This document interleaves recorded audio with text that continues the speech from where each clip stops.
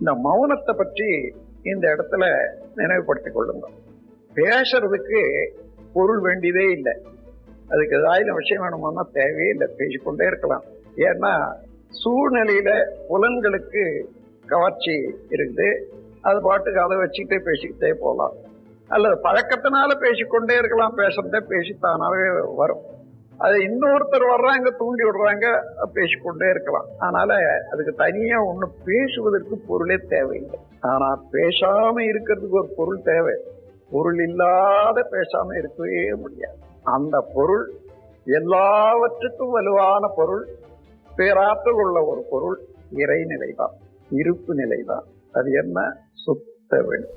மகரிஷி அவர்களோட குரல்லையே மௌனத்தோட பெருமையை கேட்டோம். அதை பயிற்சியா செய்யும் போது எவ்வளவு நன்மை அப்படிங்கிறது நம்ம எல்லாருக்கும் தெரியும். அதுக்கு ஒரு அருமையான வாய்ப்பு ஸ்கையோகா ஆன்லைன் ஒவ்வொரு நாளும் நடத்துற ஈவினிங் தமிழ் குரூப் மெடிடேஷன்ல டிசம்பர் 1ஆம் தேதியிலிருந்து 31ஆம் தேதி வரை தினந்தோறும் மௌனம். அந்த மௌனத்துல நம்மோட குணநலன்களை மாத்தி இன்னும் நம்மள ஆன்மீகத்துல உயர்த்த நிலைக்கு செல்வதற்கு ஒரு வாய்ப்பு. அதற்கான ஜூம் ஐடி டீடைல்ஸ் எல்லாம் கீழே கொடுத்திருக்கிறோம். ஒவ்வொரு நாளும் மௌனத்துல இணைங்க.